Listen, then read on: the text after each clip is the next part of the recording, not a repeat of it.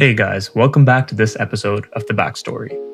Have you ever wondered what it really takes to leave a dream job and to follow your passion? Well, today on The Backstory, we're talking about exactly that. I'm going to sit down with Alina, who left McKinsey London, a company that many would kill to work for, to pursue fashion, creativity, and garment making, the work that truly calls her.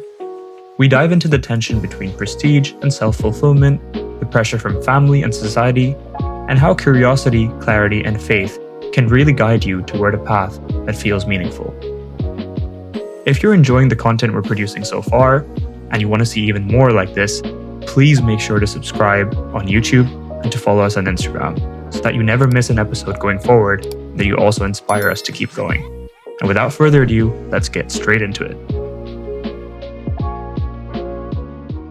It's a very interesting topic today. We're talking about quitting corporate success to pursue your passion. And I think there's actually nobody better to talk about this topic because Alina, you quit McKinsey, a company that millions would die to work even one day for, okay? And you quit that company to pursue your passion. So I want to talk at the start, I want to talk to you about just the practical aspects of that. So why did you quit? Let's start off with that. Wow, that was a heavy introduction. A loaded question, yeah. To be honest, the short answer to that is I quit because I knew I was made for something different. Respect. So even going into McKinsey, I was unsure. I had never wanted to work a sort of corporate job, but I've always been open to experimenting and trying new things. And you were doing consulting at McKinsey, correct? Yeah, so I was a business analyst. I worked there for 2 years, and I worked mostly with consumer companies, so like CPG, retail, apparel, fashion, Okay, so that sort of thing. It was good. I mean, the way it wasn't how I would have imagined it to be, but it was. I don't regret it. It was good fun. Okay, so you learned something from it. I learned a lot. I mean, we can go into that as well. I learned a lot about obviously the things the job taught me, the skills, the sort of like personal development aspect, but also a lot about myself. Yeah. And about the kind of people I want to be surrounded by. And what even is consulting?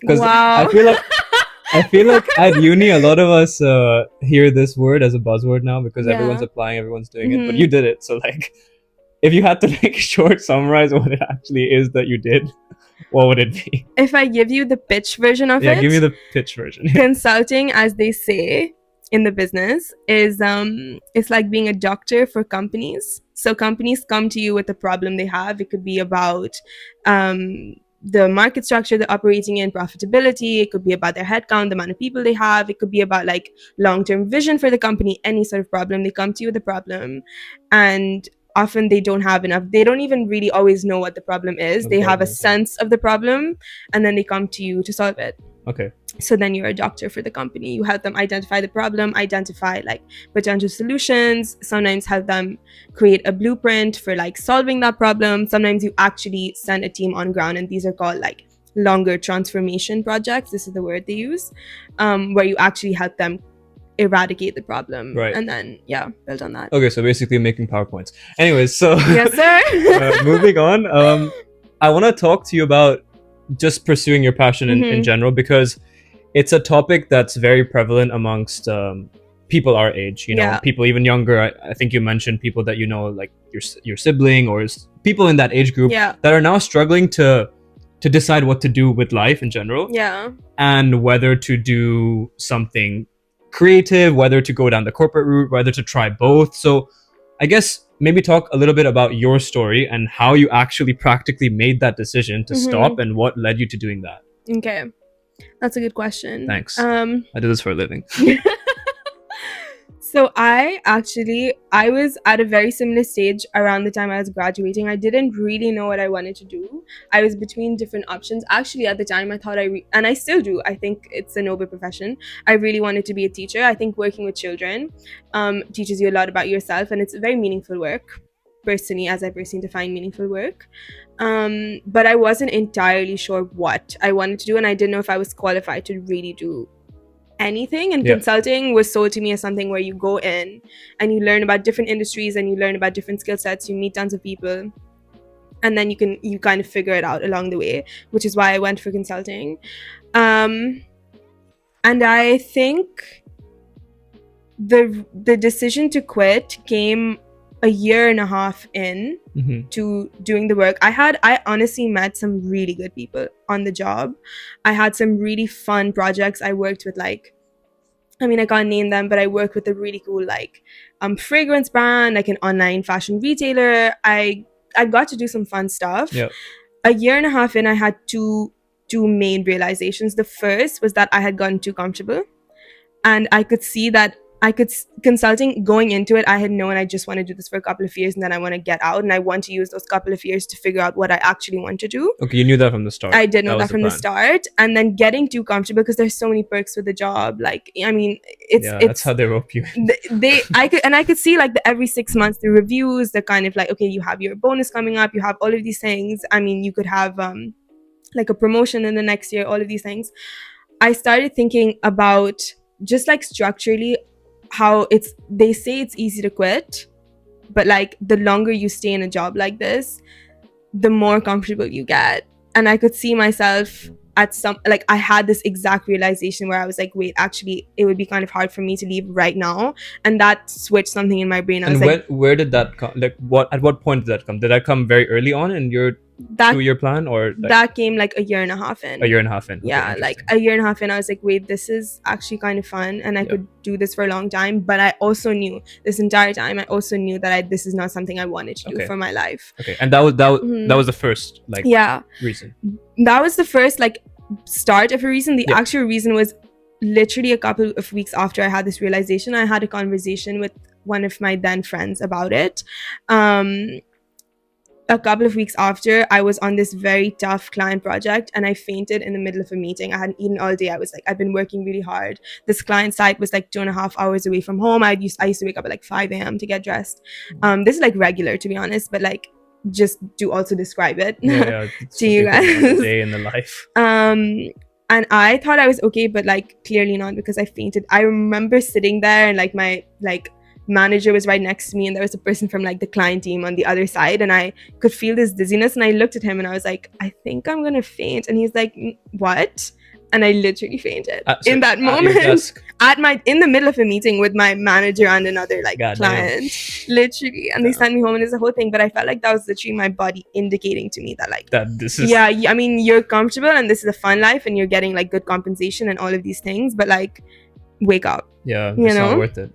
Yeah, it's really not. I mean, and I also feel like in retrospect you see this, but like there are always signs along the way. Like I hear a lot of people, young people our age, say, oh, like we don't really know what to do, what not to do. If you just pay attention to the like signs around you, sometimes it's like things happening to your health, sometimes it's like things people around you are talking about. I think there are always like indicators of what you should stay away from versus what you should go towards. You just need to tune in a little bit. And like this was like a very clear sign for me. Can you talk to us a little bit about what it is you are actually doing and specializing in terms of pursuing your passion? Obviously, you've talked about being creative and going down that route, but did you niche down? Did you find this from day one? And just for people who want to go down that route, how do they do it? I find that term so funny, niche down, as if like any of us could be put in a niche. Anyways, I don't believe in niche. We don't believe in niches here. But no, it is interesting because around the time I was leaving, my game plan was I wanted to work in fashion, because that's the kind of like clients I'd been working with at McKinsey also, and then also just like what I'm interested in. And I didn't know why, so I was looking, when I was leaving, I was looking for a job similar to what I just left, but in the industry with these like heritage brands that I'd like either worked with or I knew someone who worked there or had some sort of connection with. And on the side, I started taking like short courses in garment making and in just like clothes, like designing clothes. Because my grandmother was actually a dressmaker. She was a seamstress and she taught me how to sew, and but this isn't fashion per se in terms of the roles I was applying to. This is just something I enjoyed doing. So I was taking these courses and I realized that I actually much preferred the physical act of creation versus going to work for a brand or saying, you know, like outsourcing production to some textile factory in Pakistan and saying I'm a brand owner. No shade. But like I realized in the journey that it was super important to me that I really liked what I do on a day-to-day basis.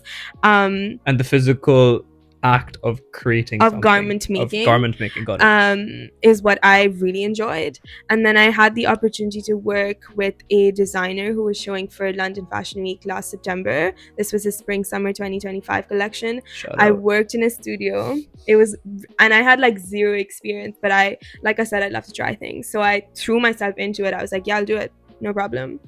And I helped him with, like, first it was like menial tasks, like I was helping him with like lots of other garments and like accessories, shoes design, all of these things. And then I came back to work with him again for his autumn winter collection this February, and this time he gave me a full garment to like design, create, like finish, like all the way until I got to the runway by myself. It took me 6 weeks. It was a trench coat. It was crazy.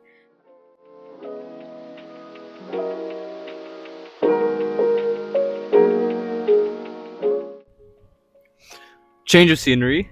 We already talked about what you actually did, but I want to get more into why you did it, and also what overarching themes what you did has for other people as well. So let's start off basic. Yeah. Why do you think someone should even pursue their passion?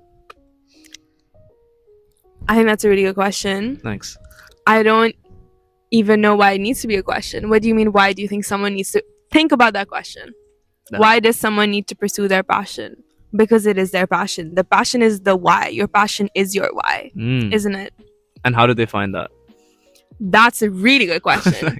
Okay, so this is something that is talked about a lot online. Your peers, your parents will constantly give you advice on like how to find what you're good at, how to find the thing that you need to be spending the rest of your life doing. These are all the wrong approaches for one simple reason. Your why will never come from outside of you. Your why is already inside of you. Your why is in you right now. My why is in me right now. So it's just about finding it, or? It's about cleaning the mirror to look at it. It's already there. And the only way you find your why or your passion, whatever it is by tuning in and listening and really looking at your life from an almost like an objective lens, looking at what you're good at, looking at what you feel inspired by, looking at what you care about, really tuning in to the person you are meant to be is the person you have always been. You just have to come back to that person, and you have to be guided by your inner voice. That sounds like a lot of waffling. I know. It is. Yeah, it does. No, but it does. But I'm gonna give you a practical step to do this. I'm down. Because once you get it, okay? And the way to get it is to be completely quiet. And by being completely quiet that's three things. You need to slow down.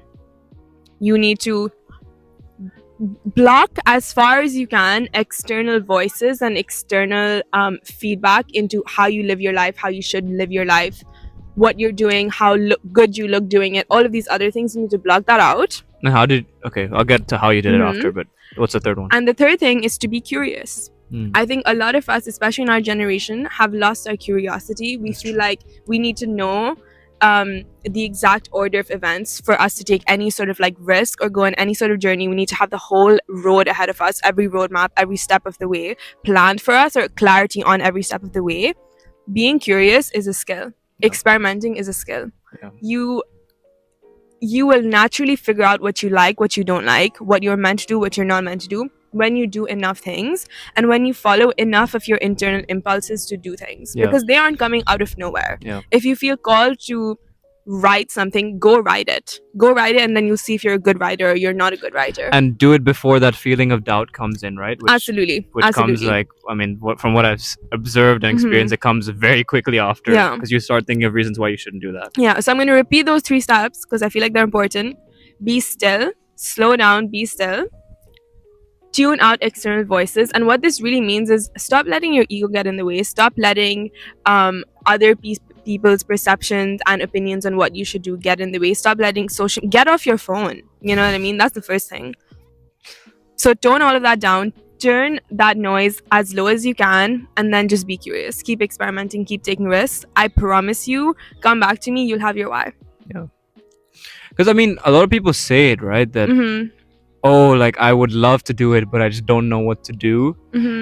I personally have always thought that that's a little bit of an excuse that we give ourselves. Yeah. Like, genuinely, it's maybe we can talk more about privilege as well a little bit later on, or maybe even now is the perfect time that we can say that, and we have everything sorted from different perspectives for us to just, you know, embark on any sort of creative journey. But still, I think there are so many options even within your experience or situation to do that, right? Absolutely, completely. And actually, I think privilege is such a good point to bring up here, because, and this is not to negate anyone's personal circumstances or like their ability to move forward on things, but I will say that there are different barriers to going on any sort of journey or taking any sort of step. There's physical barriers, there's contextual barriers or situational barriers, which privilege comes into play there, and there's, I'm also not qualified to speak on this. What I do want to talk about is the third barrier, which I think is the biggest barrier, which is psychological barriers. So much of you not taking that next step has actually just to do with the narrative that you have in your head about taking the next step, about fears that you have related to it, shame that you have surrounding it, guilt that holds you back, external pressure, all of these other things. These things are so much bigger than you realize they are, and you can put it down to like, you can sideline them, but once you face those, all these other barriers, they will limit you to an extent, but I promise you, you're gonna find a way. There will be ways forward. Your biggest up first is you. And your mind. Yeah, it's a good point, because I think something I've also read into is this whole concept of your unfair advantage, right? We have so many things that absolutely we just cannot control, that have just happened to us, and I think all of us, there are like systems of oppression that all of us either benefit from or are challenged by, and all of us are like, it's different ones for different people, everyone, isn't it? And I think those are all very real conversations to have. A lot of times though, if you let that system define you into how far you can go or how far you can't go, who benefits from that? The system itself benefits from you feeding into that narrative, not you. You're holding yourself back because you think, oh, I can't go this far because of XYZ reasons of my situation, my context, however, whatever situation I've been born into. And you brought up systems there. I think it's a great segue, because we wanted to talk about unstructured versus structured systems. I think it's an interesting topic, right? Because even today, sometimes I work more in a structured way, and you've been like, no, this is like, just be more creative with it. And I think, what's your take on having an unstructured versus structured system in terms of anything, in terms of a model of thinking about what to pursue, or even in how you work in your day-to-day? That's a really good question. Thanks. I think they I feel like I keep saying that to all your questions. They are good questions, guys. Respect him. He's good at what he does. Trust me, But I think structured systems are important at the beginning of any journey, because they help you learn. They give you a sort of like framework to operate within. They give you like, your role models come within structured systems. Like for me, for example, I don't regret doing the degree that I did at university, which is not creative. It wasn't a creative degree. I studied history and economics. I don't regret going into consulting. Both of these are structured systems that built my discipline, that taught me so much about myself, that taught me so much about meeting different people from different backgrounds, navigating like so many personal challenges, external challenges. You need these to like kind of refine yourself first. And then once you've done that, I think like you have to go with the flow. You can't start with the flow. You need to sort of build confidence in yourself first. You need to build rituals within yourself first. And then don't get too comfortable. Don't let that define you and be like, oh, this is the structure I exist within, and this is the only way anything can ever be done. Once you feel like you've learned enough from a system, don't marry it. Don't become so attached to it. Don't make it your identity. Move on. I think a topic that's come up in previous episodes has been about taking accountability for yourself when you pursue something, a passion of yours, full time. For example, you don't have a boss, you don't have a manager. Like, how do you know that you're making the most of your day? Do you have any goals? How did you navigate it? And do you think it's important to have some sort of structure in entirely unstructured, I guess, system? I think firstly it's very important to have goals, but then not to make your goals all encompassing. I guess have goals as tentative and have them constantly, have frequent goals, Okay, short term so more. I've started doing quarterly quests, so I have goals for every 3 months that are 3 like broken months. down into like different buckets of things that I want to do. This is the consultant in me coming out, and I say buckets. In terms of my day to day, I think this took me a while to navigate, but the more you do something you love and recover from the burnout of doing something you don't love, you realize that actually discipline isn't even the question. The question is devotion. When you're devoted to something, you want to give it your all. Genuinely. Like, I can't tell you how much in the last 8-9 months I've willingly stayed home just to keep working, just because of how much I love my work, how much I have personally sacrificed for my passion, as you say, in a way that I wouldn't, like, a boss couldn't have told me to do this for work, and it's cliche, but like, does your work not feel like work then? Like, you know how people say it really doesn't. I have this like cap that says I'm retired, and I wear it out all the time, and I always, like, especially around here around Dolson, people always stop me and say, where'd you get this from? Or like, oh, what do you mean, so you're retired? And we always have a fun conversation about it, even like shopkeepers, whatever. And I always say, yeah, I'm retired because I'm not working. Like, it's, for me, my work takes sometimes like 19, 20 hours of my day. Like, I barely get any sleep. I'm working. It's not work. And if I tell you how much I'm making per hour in those 19, 20 hours, it's funny. It'll be funny to you. Still not work. Like, I'm just doing something I love. I don't need to think about building a structure around it. Of course, I have my morning routine. Like, my morning routine is very strict, because how you start your day is how it and defines. what is it, if you don't mind? So I don't use my phone the whole morning. I mean, now I barely use my phone in the day, but even like in the morning, I don't use my phone. I wake up, I say my first prayer of the day. I always stretch. I always do yoga. I'm a huge yoga girl. I do my yoga. I do my skincare. I make my breakfast, and then that's it. Literally, I need to like feel like I'm in the present moment. Yeah. At the beginning of my day, without anything rushing me, without anything literally physically taking me out of my body and putting me two in my head. Yeah. I need to be grounded. And if the first 2 hours of my day can ground me, perfect. The rest, however many hours, we're good. And do you think you also learned that that's a more efficient way of doing it versus when you were in the corporate world? I mean, even if I speak for myself, like, you know, the first thing we do is check our phones, and then like you see, or you check your emails, and like you kind of, you and try when you're not working, to, but you have to. You right? have to. You have meetings. You like, have like people reminding you to do it's things. easy for people to say like, Oh don't, gosh. but you literally have to, and then it just becomes toxic. Right? It does. I think that's the main thing about like corporate work, is it takes away your peace of mind. It takes away your stillness. It takes away your clarity. You're fast. You're constantly on the go. You're constantly accountable to like multiple stakeholders. Except yourself. You're never your own stakeholder. You're accountable to all these external stakeholders. Yeah. And it's so important. Like, we're going back to like what I said at the beginning about clarity and stillness. You need to slow down in order to then build systems that work for you, in order to find the thing that you feel passionate enough about, that you're willing to devote hours of your day to it without anyone telling you to do it. Yeah. I think what you said earlier about creating something and it being like a little bit of part of you, and it just giving you so much value, like creating something physical, or even if it's online, like a product.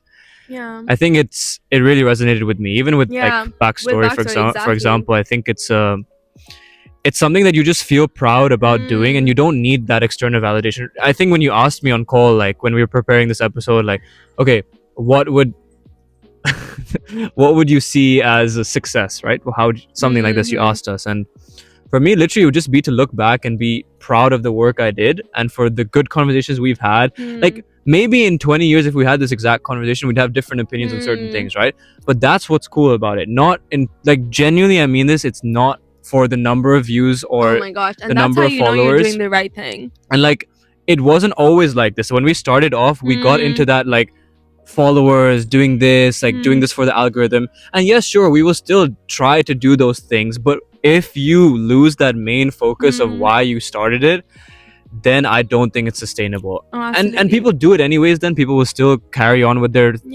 projects, and maybe they'll give up or not have enough fulfillment. And that's so true. And I think that kind of thinking is what leads to burnout. It's what leads to this conversation around discipline more than devotion. When you're doing something that is authentic, when you're creating something that's coming from inside you, and you're not doing it to make tons of money or to look cool or because people think that you should be doing this. When you're just doing it because there's something inside you that needs to be expressed in a certain way, and you're just like following that curiosity, it feels so different.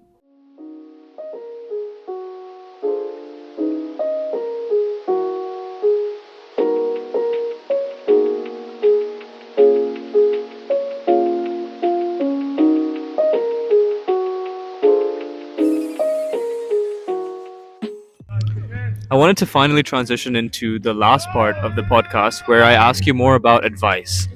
What advice would you have for people who are not necessarily in your position right now, but maybe your position a couple years back or even 1 year back, where they are deciding between two things and they don't know whether to even pursue their passion, they don't know how to do it? Like, genuinely, what would you say to them if someone came to you and asked you, Alina, like, what should I do? I actually have no clue right now what to do.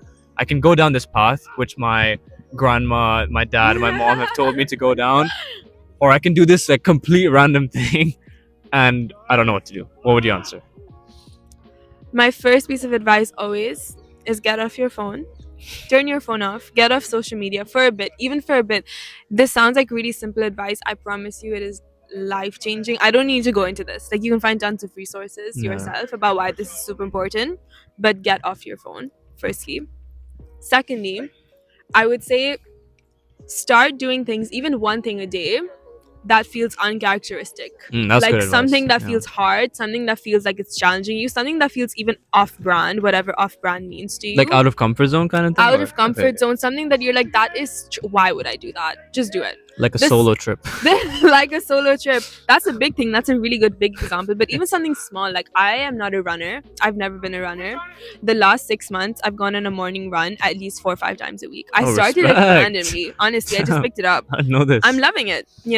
This is like a really small thing, but like anything, like I started even experimenting, because as a creative, like I'm always curious about how different mediums work. So I started experimenting with photography, with visual art, with ink drawing, like collage, anything, whatever. Something that felt like, okay, this isn't exactly what I'm doing, but like, let me just try it. It feels difficult. It feels like something I'm clumsy at right now. I'm clearly not good at it, but let me just put my ego down and just try it. So do things that feel off-brand or uncharacteristic or different.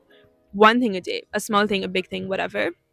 And also don't suppress that thought when it comes, because I think we all have ideas. I genuinely believe there's nobody that does has no ideas and is just like walking down the matrix life and is genuinely is part of the matrix.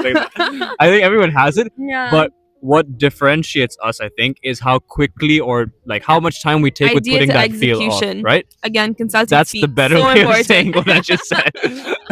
Sorry, I'm a bit uneducated. Right? Anyways, like how quickly you put off that idea versus actually go for it. Like literally, just like if I look here and I'm like, oh, I just want to like go do a pull up at that bar. Literally, or that like those two pigeons look so cute. Let me try and sketch them. I always have like my little like sketchbook and like a tiny pen in my pocket. And this is my third piece of advice, following the first two. In order is good.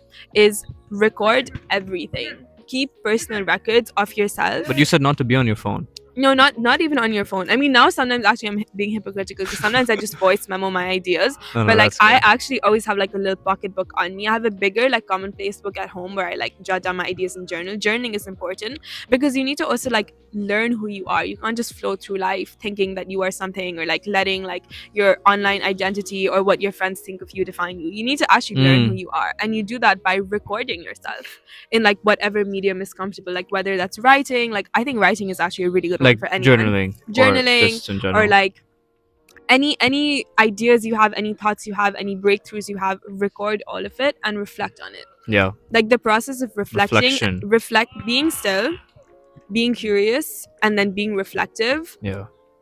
I feel like I keep going into like consulting, like 3-step No, but it's process. good.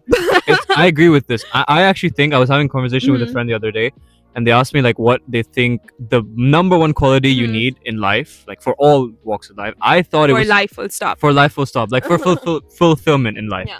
I think it's self-awareness, because I think absolutely. like knowing yourself fully in every way, like whether that's through journaling, going on a solo trip, whatever, pursuing your passion, you can literally meditating, praying, like yeah, doing a sport, everything, connecting with your faith, everything, honestly. like Yeah. because we're all different. You just got to figure out how. So true. Now I'm the guest. No, I'm kidding. So thank you very much, Alina, for taking out the time. I think it was nice to do it in your local town, which is known to be the greatest town in the United That's Kingdom. what they say. Shout out Dalston. But yeah, thanks very much for your time, and inshallah we'll do this soon. Of course. Again one day. Yeah, inshallah. Also, guys, just keep doing new things. You know, like this podcast for me, experiment. Like I've never done something like this before, but Yeah, it's good fun. Do that. Thank you for having me. No worries. Having me. See you. Bye. But I'm waffling. I need to start again. Let's go behind those practical elements.